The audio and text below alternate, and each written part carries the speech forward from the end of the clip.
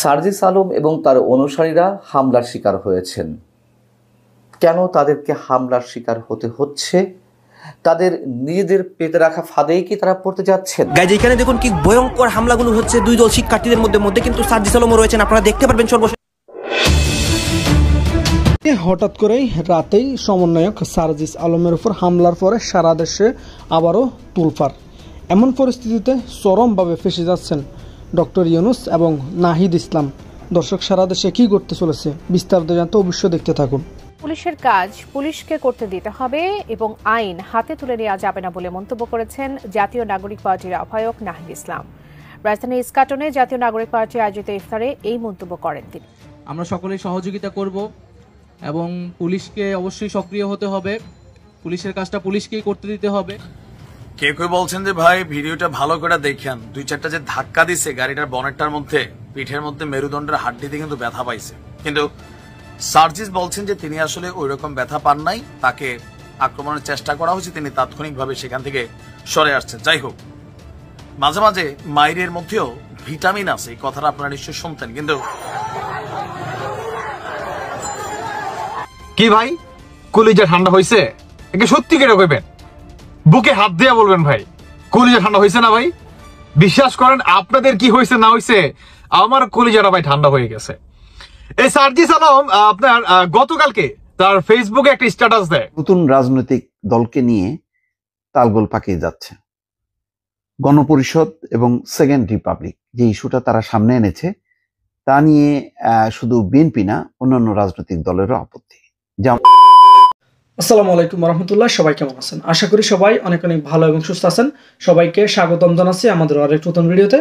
প্রতিদিনের মতো আমি আপনাদের সৈয়দ ফারুকী। দর্শক, আজকের ভিডিও টাইটেল এবং থাম্বনেল দেখে ইতিমধ্যে বুঝতে পেরেছেন কি বিষয়টা নিয়ে কথা বলবো। খুবই গুরুত্বপূর্ণ একটা বিষয় নিয়ে কথা বলার জন্য চলে আসলাম আপনাদের মাঝে। আপনারা জানেন ইতিমধ্যে দেশের যে রাজনীতি বা দেশের যে বর্তমানে চলমান পরিস্থিতি চলতেছে, তার ধারাবাহিকতায় আজকের ভিডিওর অংশবিশেষ। আপনারা ইতিমধ্যে ভিডিওর শুরুতে বেশ কিছু অংশবিশেষ দেখেছেন, যে অংশবিশেষগুলো দেখে বুঝতে পেরেছেন আজকের ভিডিওটি কতটুকু গুরুত্বপূর্ণ হতে চলেছে। তাই সবাইকে আমি অনুরোধ করবো, সবাই এক মুহূর্ত না টেনে আজকের ভিডিওটি ধৈর্য সহকারে দেখে আপনার মতামত কমেন্টে জানাবেন। দর্শক, আর বেশি কথা বলাচ্ছি না, আমরা একটা ভিডিও ফুটেজের মাধ্যমে বিস্তারিত দেখে আসবো। তার আপনাদেরকে ছোট্ট একটি অনুরোধ জানিয়ে রাখতে চাই, যারা আমাদের এই চ্যানেলটিতে এখন নতুন আছেন, প্লিজ দয়া করে আমাদের চ্যানেল সাবস্ক্রাইব করে আমাদের চ্যানেলে একজন সদস্য হয়ে যান। ধন্যবাদ সবাইকে। আর বেশি কথা বলাচ্ছি না, আমরা একটা ভিডিও ফুটেজের মাধ্যমে একটু বিস্তারিত দেখে আসবো। পুলিশের কাজ পুলিশকে করতে দিতে হবে এবং আইন হাতে তুলে নেওয়া যাবে না বলে মন্তব্য করেছেন জাতীয় নাগরিক পার্টির আহ্বায়ক নাহিদ ইসলাম। রাজধানী ইস্কাটনে জাতীয় নাগরিক পার্টি আয়োজিত ইফতারে এই মন্তব্য করেন তিনি। ইফতারে পথচারী, দিনমজুর, রিকশাওয়ালা সহ বিভিন্ন শ্রেণী পেশার মানুষ অংশ নেন। জাতীয় নাগরিক পার্টির পক্ষ থেকে রমজান মাসব্যাপী এ ধরনের আয়োজন চলবে। ইফতারের আগে সংক্ষিপ্ত বক্তব্যে নাহিদ ইসলাম রমজানে দ্রব্যমূল্য সহনশীল রাখা এবং ঈদকে সামনে রেখে সড়কে নিরাপত্তা জোরদারের আহ্বান জানান। এছাড়া দ্রুত সারা দেশের সাংগঠনিক কার্যক্রম শুরু করা হবে বলেও জানান তিনি।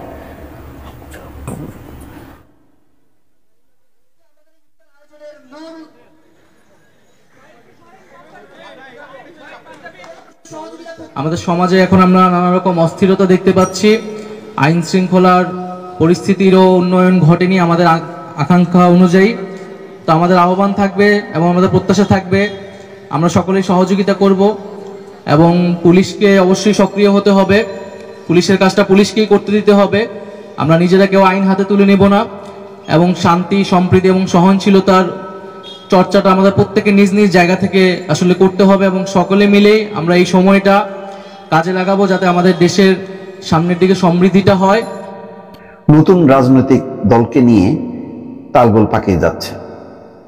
গণপরিষদ এবং সেকেন্ড রিপাবলিক যে ইস্যুটা তারা সামনে এনেছে, তা নিয়ে শুধু বিএনপি না, অন্যান্য রাজনৈতিক দলেরও আপত্তি।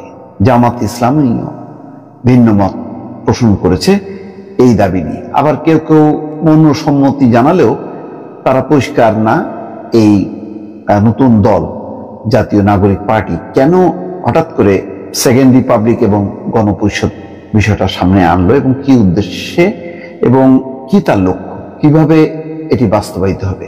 ফলে একটা সন্দেহ অবিশ্বাস তৈরি হয়েছে নতুন রাজনৈতিক দলকে ঘিরে। জুলাই গণঅভ্যুত্থানের নেতৃত্ব দেওয়া ছাত্রদের সঙ্গে অনেক বিষয়েই ঐকমত্য দেখা গেছে জামাত এবং ইসলামী আন্দোলন সহ মূলধারার ইসলামপন্থী দলগুলোর। তবে সংবিধানের আমূল পরিবর্তনের লক্ষ্যে গণপরিষদ গঠন এবং সেকেন্ড রিপাবলিক প্রতিষ্ঠায় ছাত্র তরুণদের নতুন দল জাতীয় নাগরিক পার্টি যে রাজনৈতিক লক্ষ্য প্রকাশ করেছে তাতে সবাই একমত নন। ছাত্রদের প্রতি সমর্থন আছে, নতুন রাজনৈতিক দলের প্রতি অনেকের সহানুভূতি আছে, কিন্তু রাজনৈতিক লক্ষ্য নিয়ে তারা একমত না এবং তারা সন্দেহ প্রকাশ করছে। জামাত মনে করে গণপরিষদ এবং সেকেন্ড রিপাবলিক কিভাবে হবে সেটার কোনো ব্যাখ্যা আসেনি। এই পদক্ষেপ বিতর্ক তৈরি করতে পারে। ইসলামী আন্দোলন মনে করে সংবিধানের ব্যাপক সংস্কার অনুমোদনে গণপরিষদ হতে পারে। সেকেন্ড রিপাবলিক প্রতিষ্ঠায়ও তাদের আপত্তি নেই। তবে এসব করতে গিয়ে যাতে কোনোভাবেই জাতীয় নির্বাচন নিয়ে অনিশ্চয়তা তৈরি না হয়। 5ই আগস্টের পট পরিবর্তনের পর থেকে এ পর্যন্ত জুলাই গণঅভ্যুত্থানে ছাত্র নেতৃত্বের সঙ্গে জামাত সহ ইসলামপন্থীদের তেমন কোনো মতবিরোধ দেখা দেয়নি। এখন গণপরিষদ এবং সেকেন্ড রিপাবলিক নিয়ে বিতর্কে কিছুটা মতভিন্নতা সামনে আসছে। ছাত্র তরুণদের নতুন দল এনসিপির নেতারা বলেছেন, শেখ হাসিনা সরকারের পতনের পর নতুন করে আর যেন ফ্যাসিজম তৈরি হতে না পারে সেই জন্য রাষ্ট্র ব্যবস্থায় একটা আমূল পরিবর্তন দরকার।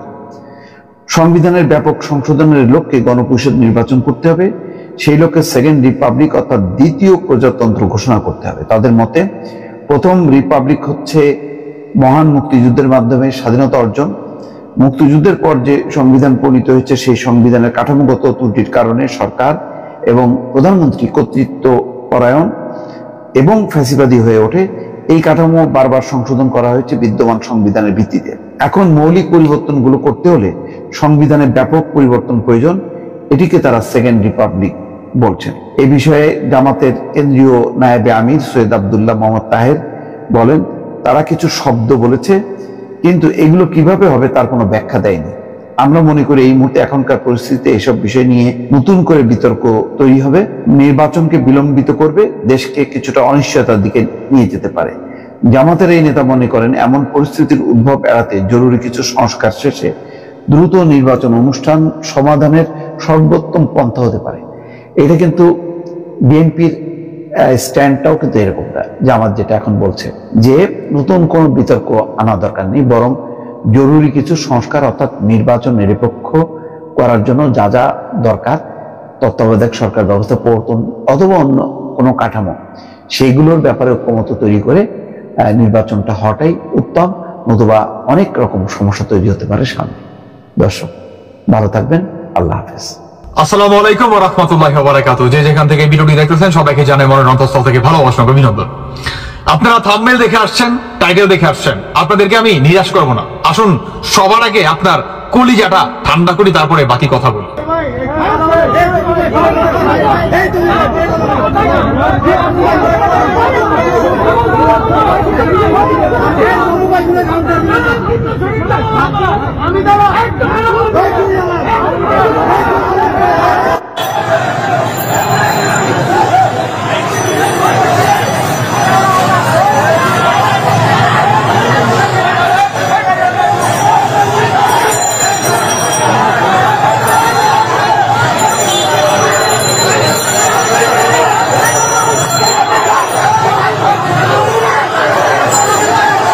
কি ভাই, কলিজা ঠান্ডা হয়েছে? একে সত্যি কেটে কইবেন, বুকে হাত দিয়ে বলবেন ভাই কলিজা ঠান্ডা হয়েছে না ভাই? বিশ্বাস করেন আপনাদের কি হয়েছে না হয়েছে, আমার কলিজাটা ভাই ঠান্ডা হয়ে গেছে। এই সার্জিস আলম আপনার গতকালকে তার ফেসবুকে একটা স্ট্যাটাস দেয় যে আপনার ঢাকার রাজধানীর বসুন্ধরাতে একটা চায়ের মিটিং কিংবা দাওয়াত আছে, অনেক এরকমই দাওয়াত তো না, আসলে সেখানে একটা মিটিং হয়েছে। তো সেই মিটিং এ আপনার এই কি বলে সমন্বয় কিংবা সার্জিসদের যে দলটা, এই দলটা কিভাবে আপনার পাস করাতে পারে জনগণের ম্যান্ডেটের মাধ্যমে, কিভাবে জনগণের সামনে দলটাকে প্রেজেন্টেশন করতে পারে, কিংবা তারা এখন বলে যে 2024-এর এই দলটাকে আমরা গঠিত করব এবং যেভাবে আমরা আওয়ামী লীগকে নিষেধাজ্ঞা করছি ঠিক আওয়ামী লীগের জায়গাটা আমরা দখল নিব। ভাবা যায়? হ্যাঁ, বুঝতে পারেন আপনারা? সার্জিস আলমের আরো বক্তব্য হচ্ছে এই ঘটনাগুলা যে বা যারা ঘটাইছে এদের অবস্থা আমরা জানি, কিংবা তাদেরকে আমরা এভাবে বলে দিতে চাই যে আপনাদের অবস্থা আওয়ামী লীগের ছাত্রলীগের মতো হবে। মানে কি, কে বা কারা এই ঘটনাটা ঘটাইছে সার্জিস আলম জানে। সার্জিস আলম তিনি ডিরেক্ট আপনার কি বলে বিএনপির যুব দলকে মনে করেন ইঙ্গিত করলো যে তাদের অবস্থা অনেকটা আপনার ছাত্রলীগের মতো হবে। সার্জিস আলম তিনি আরো বলে যে এই টুকাইরা যে হামলা করছে, এক টুকাইকে তো আমরা বাংলার মাটি থেকে বিতাড়িত করছি কিংবা এদেরকে আমরা নিষেধাজ্ঞা করছি, অন্যদিকে আরো একটা টুকাই আপনার ক্যারেক্টারে যদি কেউ আসতে চায় তাদেরকে আমরা সেই টুকাইকে দেখে শিক্ষা নিতে বলবো। যদি তারা শিক্ষা না নিতে পারে তাহলে তাদের অবস্থা এক টুকাই মানে আরেক টুকাই মানে দুই টুকাই ভাই ভাই হওয়ার সম্ভাবনা অনেকটা বেশি। মানে আপনার আওয়ামী লীগের ছাত্রলীগে হচ্ছে টুকাই, আর বিএনপির যে যুবদল আছে যুবদল হচ্ছে টুকাই। আমি ভাই মানে মোটামুটি 4 থেকে 5 মাস আগে বা এর মধ্যে আমি প্রায় ভিডিওতে আমি বলে থাকি যে ভাই সমন্বয়কারীরা দেখবেন একটা সময় আপনার জাতীয় পার্টিকে বানাবে হচ্ছে ব্রেকফাস্ট, আর আওয়ামী লীগকে বানাবে লাঞ্চ, আর বিএনপি কে বানাবে হচ্ছে রাতের ডিনার। এইটাই কিন্তু চলমান কিংবা এই পথেই কিন্তু হাঁটতেছে। সার্জিস আলম তিনি আরো বলেন যে 2024-এর এই দলটাকে আমরা যেখানে যাই না কেন যদি এভাবে টুকাইরা আক্রমণ করতে চায়, মানে আমাদের যে স্বাধীনতা, এই স্বাধীনতার উপরে যে বা যারা নাকি আক্রমণ করতে চায় তাদেরকে আমরা বাংলার মাটি থেকে এই আওয়ামী লীগের টুকাইয়ের মতো বা টুকাইদের মতো অবস্থা করব। আমি এই বিষয়ে একটা লাইন কথা বলতে চাই বা আপনাদের কাছে একটা প্রশ্ন রাখতে চাই, সেটি হচ্ছে সার্জিস আলমের বক্তব্য হচ্ছে যে টুকাইরা হামলা করছে কিংবা টুকাইরা বাদ দিয়ে আগে এই প্রসঙ্গে কথা বলি যে 24-এর স্বাধীনতা, তথাকথিত 24-এর স্বাধীনতা তারা বলে, আমি মানি না, ব্যক্তিগতভাবে মানি না।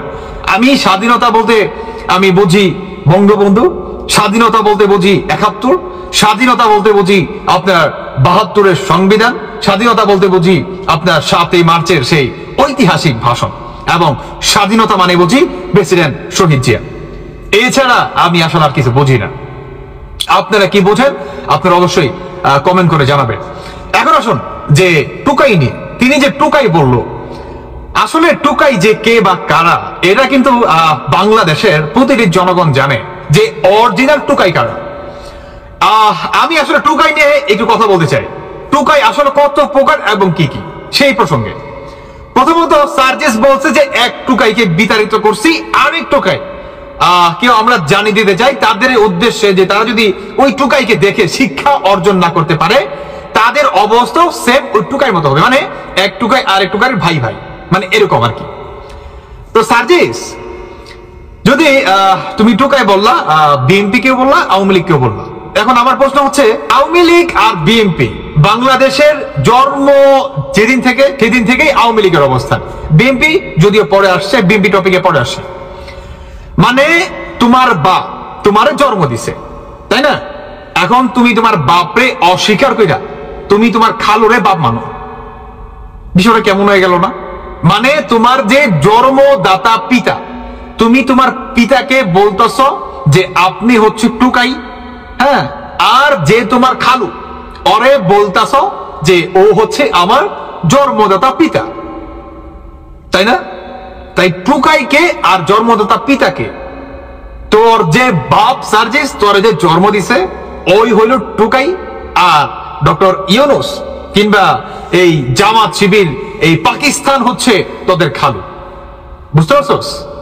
তোর যে বাপ, তোর বাপ হচ্ছে টুকাই, আর পাকিস্তান বা রাজাকার জঙ্গিবাদীরা ওরা হয়ে গেছে মনে কর তোর জন্মদাতা পিতা। তাহলে তোর বাপের এই লজ্জায় আমার মনে হয় ফাঁসি দিয়া মরে যাওয়া উচিত, বুঝছো সার্জিস? হ্যাঁ, আর তুই আওয়ামী লীগ আর বিএনপি কে বলস টুকাই, হ্যাঁ, ছাত্রলীগকে আর যুব দলকে বলস টুকাই। টুকাইতে তোর বাপে, টুকাই হচ্ছে তুই, ওই যে বললাম তোর বাপে তুই নিজে টুকাই বানাইছস, আর তোর জন্ম দিছে পাকিস্তান, হ্যাঁ, পাকিস্তান হচ্ছে তোর খালু, আর তোর জন্মদাতা পিতা হচ্ছে আর তোর টুকাই, বুঝছ নাই? তো যারা নাকি প্রকৃত টুকাই ওরা এই কথাই বলে, যারা নাকি প্রকৃত টুকাই তারা হচ্ছে পাকিস্তানি বীজ, বুঝছ নাই? তারা হচ্ছে করজ, করজ চিনস না? করজ, ওই যে আমরা হাটে গরু কিনতে যাই, যে ভাই এটা কত মিয়া, কয় ভাই এটার দাম একটু কম, কেন কম? কারণ এটা করজ। করজ মানে কি? মানে তোরা পাকিস্তানি বাপ আর বাংলাদেশি মা, বুঝছ নাই? এইটা হচ্ছে করজ, তুই হচ্ছে করজ, বুঝছো সার্জিস? তোর অবস্থান ঠিক ওই করস গুরুর মতো। তাই তোকে বাংলাদেশের জনগণ গুরুর মতো পেটানো শুরু করছে, তোকে আরো পেটাবে, তুই আরো পিটানি খাবি। তুই দেখিস, তুই উঠতে বইতে তুই মনে পিটানি খাবি। তুই ছাত্রলীগকে টুকাই বলস, তুই যুবদলকে টুকাই বলস, মানে যারা নাকি স্বাধীনতার দল, যেই দুইটা দলের মাধ্যমে নাকি বাংলাদেশটা জন্ম হয়েছে, তাহলে তুই টুকাই দেশে থাকস কে? হ্যাঁ, থাকস কে? জায়গা পাকিস্তান যাস নাকি? চলে যা। ও পাকিস্তান যাবি না, বাংলাদেশটাকে কিভাবে পাকিস্তান করা যায় এই তালবাহানা না, এটা তো আমরা হতে দেব না চান্দু, এটা আমরা কখনোই হতে দেব না। তাই টুকাই বলার আগে আমার এই কথাটা 10 বার শুনিস, তারপরে টুকাই বলিস যে অরিজিনাল প্রকৃত টুকাই কে বা কারা। বুঝস? তোরা যেই কটাই মনে করে আসস না, এই অন্তর্বর্তীকালে সরকারের বিশেষ করে মেন সমন্বয় গুলা বিশেষভাবে তোরা সব করা হচ্ছে টুকাই। ওই যে করস গুলো, করস বাংলাদেশি মা আর পাকিস্তানি বানি বাপ তবে, বুঝছস? আর যে নাকি তোদের অরিজিনালি বাংলাদেশের পিতা, তোর জন্মদাতা পিতা, ওই হয়ে গেছে খাদু। বুঝছ নাই? ওই হয়ে গেছে খাদু। যাই হোক দর্শক বন্ধুরা, আমি আসলে আর ব্যক্তিগতভাবে কিছু বলতে চাই না, তবে একটা কথাই বলি ভাই, কলিজাটা ঠান্ডা হয়েছে। ওই তো চরম ভাবে মনে করেন পিটানি খাইছে, আপনারা দেখলেন, দূর থেকেও দেখলেন ভিডিওটা, আবার সামনে থেকেও দেখলেন। তো যে নাকি মায়ের খায় তার অবস্থা এরকমই হয়। মানে এখন তো আপনার চাপার জোর দিয়ে নিজের অবস্থান তো ঠিক রাখতে হবে, যেহেতু ভাই আমি গণপিটুনি খাইছি, তাই না? তাই জনগণকে বোঝানোর সুবিধার্থে আবার সামনে আমি সংসদ নির্বাচন করতেছি, তাই জনগণকে তো আমার আপনার কি বলে এই নাইসাই তো মনে করেন বোঝাতে হবে, তাই না? তো এই নাইসাই হচ্ছে বোঝাচ্ছে। তো পিটুনি কিন্তু ঠিকই খাইছে, চরম পিটুনি খাইছে, আপনারা দেখলেন ভিডিওতে। বাকিটা আপনাদের ব্যক্তিগত মতামত জানিয়ে যাবেন। ধন্যবাদ সবাইকে, আল্লাহ হাফেজ, আসসালামু আলাইকুম। কে কেউ বলছেন যে ভাই ভিডিওটা ভালো করে দেখেন, 2-4টা যে ধাক্কা দিছে গাড়িটার বনেটটার মধ্যে, পিঠের মধ্যে মেরুদণ্ডের হাড্ডিতে কিন্তু ব্যথা পাইছে। কিন্তু সার্জিস বলছেন যে তিনি আসলে ওই রকম ব্যথা পান নাই, তাকে আক্রমণের চেষ্টা করা হয়েছে, তিনি তাৎক্ষণিকভাবে সেখান থেকে সরে আসছেন। যাই হোক, মাঝে মাঝে মায়ের মধ্যেও ভিটামিন আছে, এই কথাটা আপনারা নিশ্চয়ই শুনতেন, কিন্তু আজকে আমরা আপনাদেরকে বোঝানোর চেষ্টা করব যে মায়ের মধ্যেও জনপ্রিয়তা আছে, মায়ের খাইলেও অনেক সময় ভাগ্য বদলায় যায়। আপনারা সার্জিসের যে গুরু ভিপিনুর, খালি মায়ের খেতে খেতে আপনারা দেখেন সে একটা লেভেলে চলে আসছে, তাই না? তবে ভাগ্য ভালো, ভিপিনুরও কখনো ওই লেভেলের মায়ের খায় নাই যেই লেভেলের মায়ের আসলে ছাত্রলীগ দিত। আমরা দেখছি আর কি, মানে ভিপিনুরের সাথের একজন সাথীকে এই ছাত্র জনতা যে মায়ের দিছে, রক্তমক্ত মাথা ভাড়াই ফেলছিল, এরকম মায়ের ছাত্রলীগও দেয় নাই। তো সার্জিসের এই মায়ের কি আসলে পরিকল্পিত জনপ্রিয়তা অর্জনের জন্য, নাকি আসলে গতকাল ওই মাইকটা সে সিচুয়েশনের মধ্যে খাইছে, শিকার যাচ্ছে না? বাট একটা জিনিস পজিটিভ হয়ে গেছে। কোনটা পজিটিভ হয়েছে? প্রাইভেট ইউনিভার্সিটির সাথে এই জাতীয় নাগরিক পার্টির একটা বিশাল দূরত্ব ছিল। প্রাইভেট ইউনিভার্সিটির যারা উদ্যোক্তা আছেন বা সমন্বয়করা ছিলেন, যারা জুলাই আগস্টে এই শেখ হাসিনা সরকারের পতন ঘটানোর পেছনে সবচেয়ে বড় ভূমিকা রেখেছেন, বিশেষ করে নর্থ সাউথ ইউনিভার্সিটি সহ আরো বেশ কয়েকটি ইউনিভার্সিটির ছাত্ররা, ব্রাক সহ, ওই ছেলেপেলেগুলা ছাত্রদের এই রাজনৈতিক দলকে অনেকটা বয়কট করেছিল। ইভেন প্রাইভেটের মধ্যে এই জাতীয় নাগরিক পার্টির অ্যাক্সেসটা খুব বেশি ছিল না, কিন্তু গতকালকের ঘটনায় আমরা আজকে দেখলাম পাল্টি সংবাদ সম্মেলন। যেমন যারা প্রাইভেটের মূল লিডার আছেন, যারা জাতীয় নাগরিক পার্টির বিরুদ্ধে অবস্থান, তারা এক ধরনের বক্তব্য দিয়েছেন। আবার প্রাইভেটের আরেকটা টিম, তারা কিন্তু সার্জিসের পক্ষে ওই ছেলেগুলোকে সন্ত্রাসী, গ্যাংস্টার, বিশেষ করে ছাত্রদল নেতা শাকিলকে একদম প্রকাশ্যে বলছে যে এরা সন্ত্রাসী, এরা গ্যাংস্টার টাইপের ক্যারেক্টার, এখানে সার্জিসের কোনো দোষ ছিল না, তিনি আসছিলেন ভালো কাজের জন্য, তাকে এখানে মব জাস্টিসের একটা অবস্থান তৈরি করা হয়েছিল। বাট সুযোগ বুঝে কেটে পড়েছিলেন সার্জিস আলম, তিনি তার ফেসবুকও লিখেছেন। এখন আজকে সারাদিন আমরা দেখলাম যে সার্জিসের পক্ষে প্রাইভেটের একটা গণমত তৈরি হয়েছে। এটা সার্জিসের জন্য মেঘনা চাইতে বৃষ্টি টাইপের কিন্তু একটা অবস্থান, কারণ তাদের দরকার এই মুহূর্তে জনপ্রিয়তা। এবার এই মায়ের আচমকা খাক, পরিকল্পিতভাবে নিজেরাই নিজেদেরকে করাক, যেটাই করাক, এটাতে সার্জিসের জন্য ভালোই হয়েছে, খারাপ আসলে হয় নাই। একটু আগে দেখলাম সন্ধ্যার সময় গণ ইফতার তিনি করছেন, শারীরিকভাবে সম্পূর্ণ সুস্থ, কিন্তু গতকালকে রাত্রে যে দৃশ্য আমরা দেখছি, আমরা তো ভাবছি 2-4 দিন নিশ্চয়ই বিছানা থেকে উঠতে পারবে না।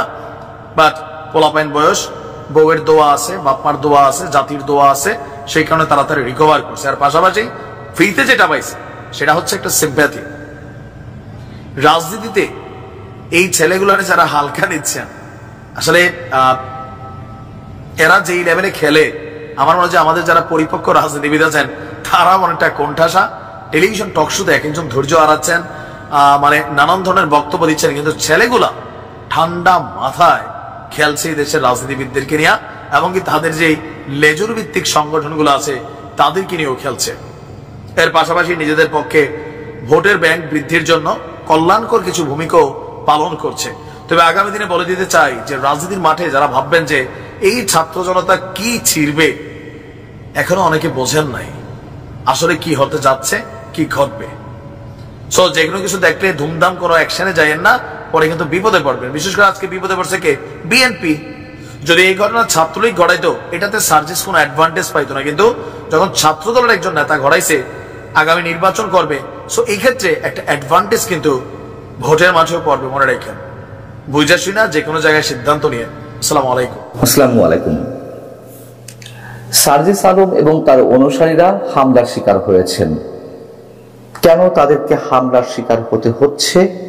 তাদের নিজেদের পেতে রাখা ফাঁদেই কি তারা পড়তে যাচ্ছেন? সেই প্রশ্নটা আমি তুলতে চাই এবং এ নিয়ে দুই একটি মন্তব্য করব। তার আগে একটু তিনি ফেসবুকে কি লিখেছেন সেটি একটু আপনাদের জানিয়ে রাখি। ভাইরাল হওয়া যে ভিডিওগুলো তাতে এবং বিভিন্ন গণমাধ্যমে প্রচারিত যে সংবাদ ইলেকট্রনিক্স মিডিয়াতে, তাতে দেখা গেছে যে সার্জিস আলম এবং তার অনুসারীদের উপর হামলা করা হচ্ছে। তবে তিনি ফেসবুকে যে স্ট্যাটাসটি দিয়েছেন তাতে তিনি নিজের উপর হামলার বিষয়টি অ্যাভয়েড করে গেছেন। তার অনুসারীদেরকে ধারালো অস্ত্র দিয়ে আঘাত করা হয়েছে, ইনজুর্ড হয়েছে, সে বিষয়ে তিনি বলেছেন। তিনি বলছেন যে বুধবার সন্ধ্যা 7টা থেকে রাত 10টা পর্যন্ত নর্থ সাউথ ইউনিভার্সিটি এলাকা বা বসুন্ধরা এলাকায় তিনি সহযোদ্ধার সঙ্গে আড্ডা দিয়েছেন।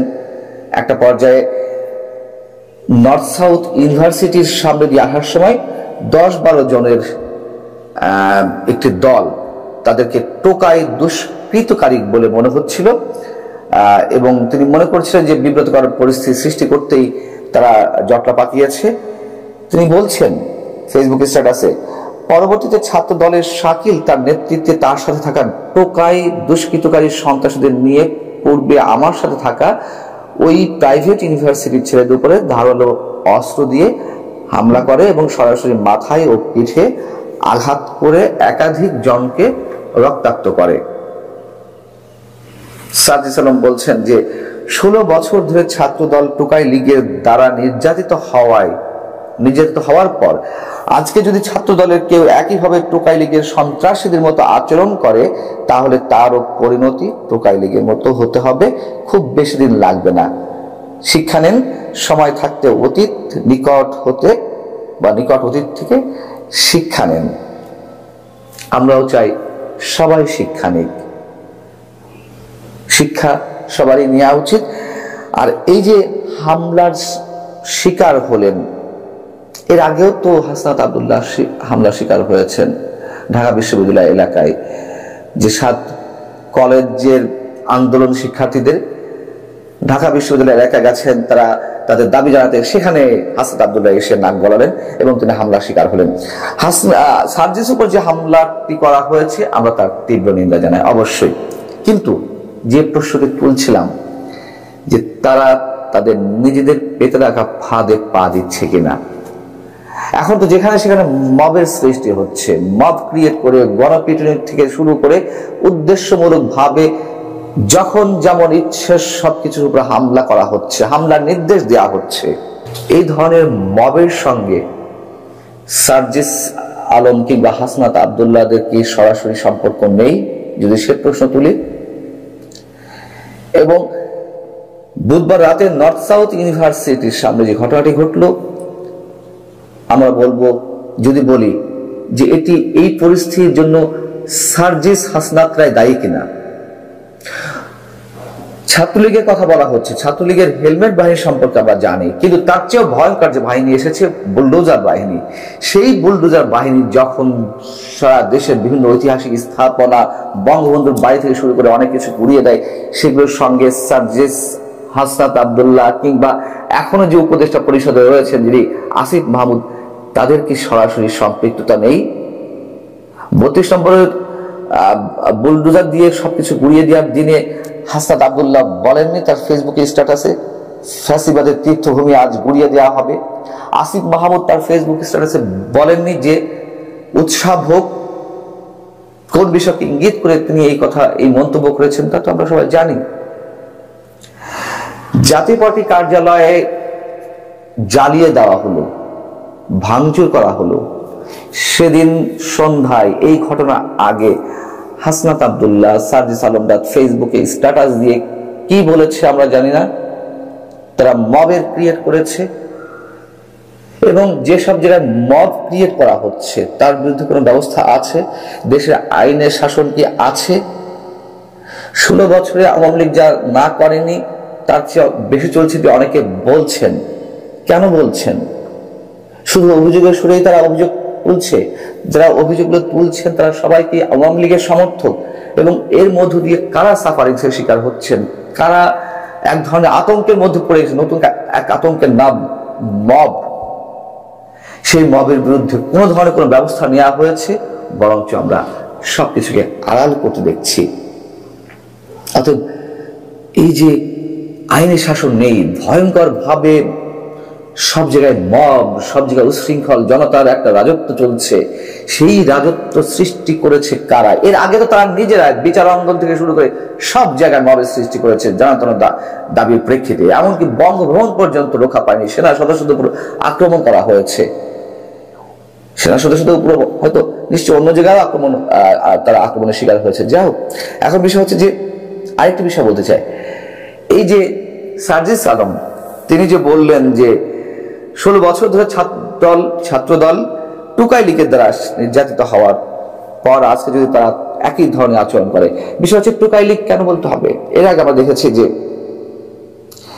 এই সার্জিস আলম হাসনাত আব্দুল্লাহকে উদ্দেশ্য করে জাহাঙ্গীর কবির নামক আওয়ামী লীগের প্রেসিডেন্ট মেম্বার তিনি বলেছিলেন যে 5 আগস্ট যে আন্দোলন বা তার আগে যে কোটা বিরোধী আন্দোলন, এগুলো ছিল কিশোর গ্যাং সদস্যদের তারা সংগঠিত একটা কথিত আন্দোলন, অথবা তারা অস্ত্রতা সৃষ্টি করতে চেয়েছিল।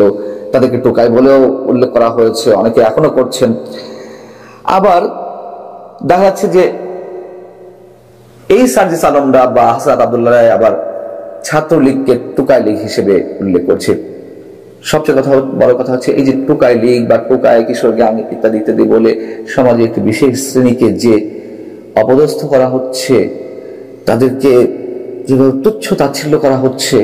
টোকাই তো সমাজের অবহেলিত নিষ্পেষিত যাদেরকে আমরা বুঝি, রাজপথে যাদের জীবন গড়ে উঠছে, সেই তাদেরকেই তো আমরা টোকাই মনে করি। টোকাই শব্দটা তো একটা প্রতীকী শব্দ, সমাজের এলিট ক্লাসের প্রতি প্রচন্ড ভাবে এক ধরনের কটাক্ষ থেকে এই টোকাই শব্দের উৎপত্তি। এবং এই টোকাই শব্দটি যিনি উল্লেখ করেছিলেন প্রথম প্রখ্যাত কার্টুনিস্ট রণবীর, তাকেও এই সরকারের সময় ঢাকা বিশ্ববিদ্যালয়ের এলাকায় গিয়ে অবাঞ্ছিত হতে হয়। তাকে সেই অনুষ্ঠান থেকে বলা হয় যে আপনি চলে যান। বোঝা তো যাচ্ছে যে কোথায় গিয়ে পৌঁছেছি আমরা।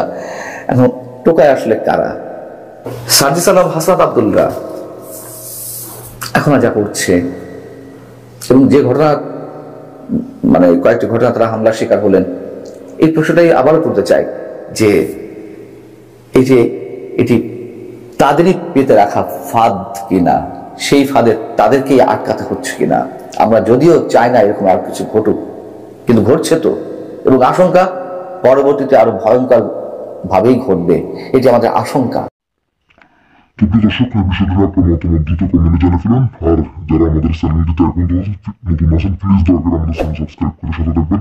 যারা তোমাদের সাবস্ক্রাইব করছেন তাদেরকে অসংখ্য ধন্যবাদ। যারা সাবস্ক্রাইব করবে তাদের উদ্দেশ্যে একটি কথা বলবো, আমাদের চ্যানেলের সাথে থাকুন, দেখতে ভালো লাগবে, ভালোবাসা হয়ে যাবে ইনশাআল্লাহ। ভালো থাকবেন, সুস্থ থাকবেন। আল্লাহ হাফেজ।